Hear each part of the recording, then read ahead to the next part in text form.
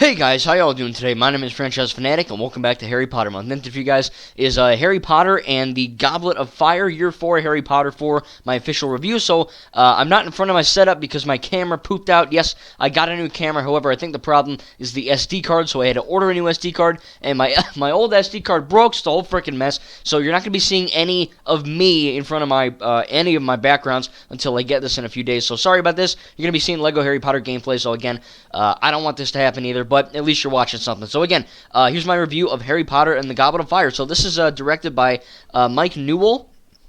The music is by Patrick Doyle, and the screenplay is still by Steve Kloves, Kloves. So, a few different people here, but really, this is basically the benchmark of Harry's transfiguration, I guess, into, not adulthood, but into more mature territory. Because, 1, 2, and 3 was a bit like that, but 1, 2, and 3 really were kind of more like the, I don't want to say immature, but, the less mature Harry Potter films. And this one is definitely, like I said, it's the first PG-13. It's for sequences of fantasy violence and frightening images, clocking in at 157 minutes. This is a very long movie, and for good reason. This is one of the biggest Harry Potter books. Now, I have not read this book, however, I have seen it. It's basically freaking like 10 times bigger than the Bible. But this is a great film.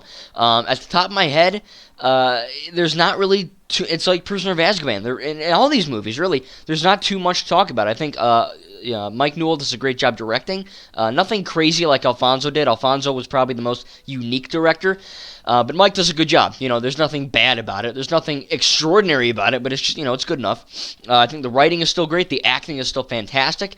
I think that there's a lot of great scenes in here which can kind of be a little bit more slow, like the dance, the Yule Ball. But the comedy still is there. The comedy is really good. Not as good as Prisoner of Azkaban, mainly because there's not as much comedy in this film. But regarding the Yule Ball and just some other random things, there's a lot of good comedic moments in there with Hagrid dancing with the really tall lady. I don't remember her name. But there's a lot of great little moments in there with, it's funny when you watch this movie for the first time, you don't know Mad-Eye Moody is Barty Crouch Jr., so there's a lot of comedy in there. Like, my dad was laughing because, he's seen this, but he just forgot, because, he's my dad. But he was not drinking it, he was watching, and, Mad-Eye Moody would take that Polyjuice potion, and, Dad's like, oh, look at him, he's drinking, it turns out he's not, but it's funny when you watch these things for the first time, you look at it and you go, wow, you look at that, there's really, there's a lot going into that. There's a lot of scenes that you'd watch it the first time, and then you watch it, the fourth or fifth or second, whatever time, and you go, oh, wow, I caught that mistake, or not mistake, but I caught that difference, and I caught that difference. So there's a lot of, clever things happening behind the scenes that when you watch it the first time, it's different than when you watch it the second time, which is pretty cool. I think one of my favorite scenes regarding this film is the Yule Ball. I think Hermione walking down the steps. There's a lot of great shots in this film. One of my favorite shots is Hermione, like I said, walking down in her dress. Of course, she looks great, but that's not the whole scene. But, it's really well filmed, really well shot. It's very, everyone's kind of looking at Hermione Granger as like the nerdy girl that hangs out with Ron and Harry, right? But this is like the first time when she's walking down these steps, she's like the beautiful girl that, we know who she is, but, other people are just like, oh, that's Hermione Granger, the know-it-all, But when she walks down the stairs, everyone kind of sees her in a different light. Great shot, great meaning behind that. I think another great shot is when she kind of takes her dress shoe off and throws it. I think there's a lot of great scenes in that capture emotion, and, Emma Watson, Rupert Grint, and Daniel Radcliffe do a great job. I think Daniel Radcliffe is really good in this film. There's one thing I don't like that he did, and it's a comedic moment, and I doubt it was him. It was probably Mike to do this.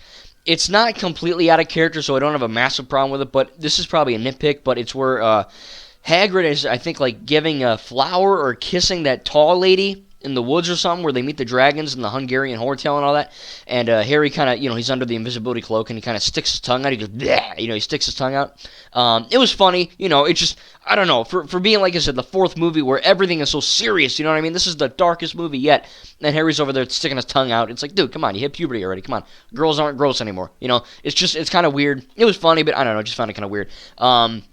I think that the first task with the dragon, I think that's very exciting. The CGI is by far the best so far in terms of watching 1 through 4. I think that the dragon, the Hungarian Hortail, and the sea creatures where Harry and Cedric and everyone Fleur Delacour and all that. They have to, and Victor Crumb, they have to rescue everyone, in terms of, like, the ocean. That looked great. The monsters look great. The big hedge, like, the big maze thing in the end, that looked fantastic.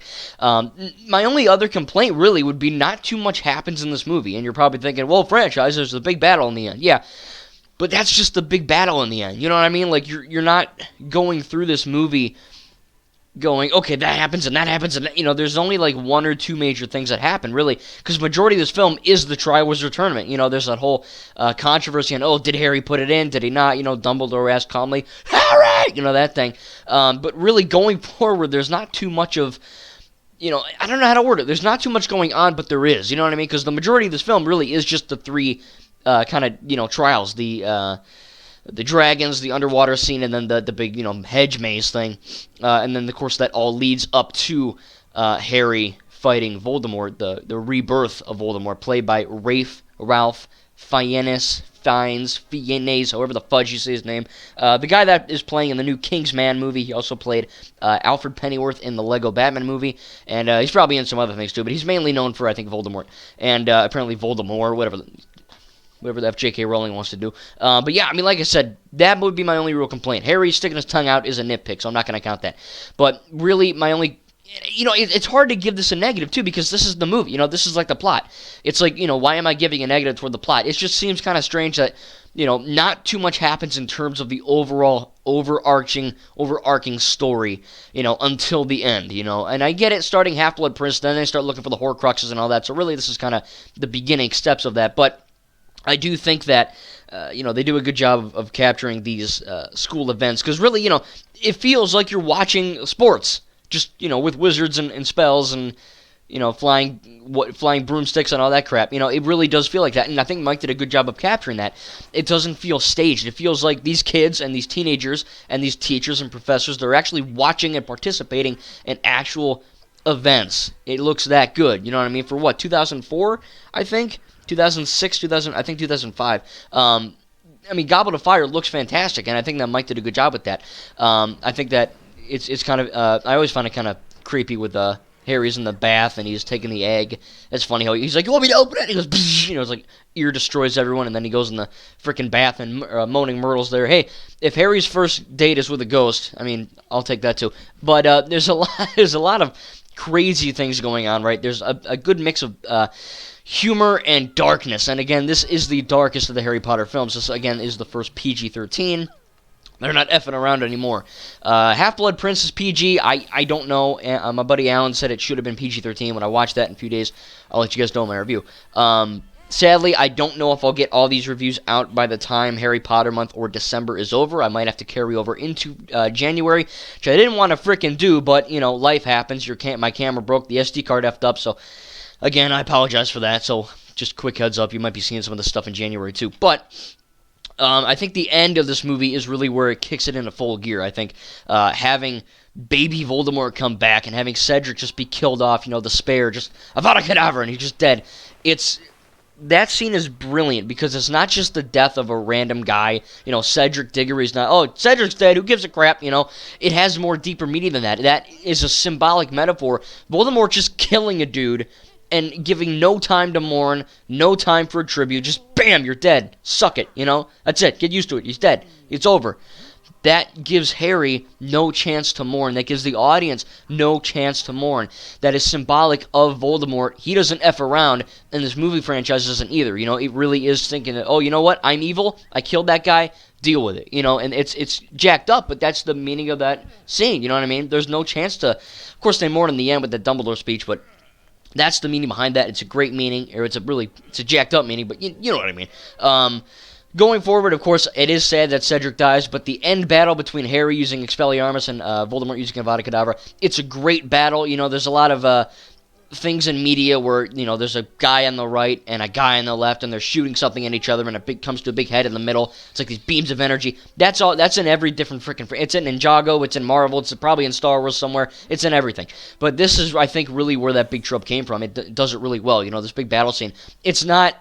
it's not super exciting. They're not, like, flipping around and punching each other and explosions. It's not like a Marvel or Star Wars fight. Or a DC fight.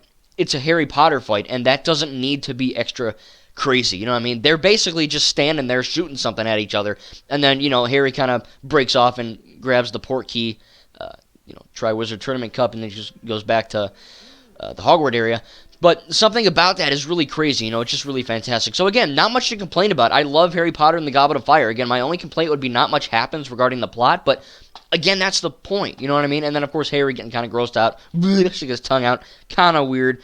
I think that, again, the inclusion of Barty Crouch Jr., that extra layer of, when you watch it a second time, it does that. So there's a lot of great things in here. I think the Triwizard Tournament stuff may last a bit too long, but it is still very entertaining and fun to watch. And this is, again, the first PG-13, so the first kind of darkest one so far, and Order of the Phoenix only gets darker. But, it's not dark in a bad way. It's dark as in, the plot is progressing in a way that makes the stakes go higher, and I think that's really great. So again, the actors are doing great. The writing is still top-notch. The CGI is only getting better, guys. I can't wait for Order of the Phoenix. I'm going to give Harry Potter and the Goblet of Fire an A. Again, my only issues were those two things I kept mentioning. But, so shy of... the only one so far was perfect was Prisoner of Azkaban. But honestly, me, all Star Wars is good. I love it all. All Harry Potter is good, in my opinion. I really love it all. There's not something about it I hate. But anyway, tell me in the comments what you thought about Harry Potter and the Goblet of Fire. Again, sorry about the whole gameplay thing. I hope you enjoy watching it anyway. Hopefully I'll get my camera, my SD card, all that garbage, fixed up very soon. Again, next will be Harry Potter and the Order of the Phoenix. Goblet of Fire was fantastic. Thank you guys, and we'll see you in the next video.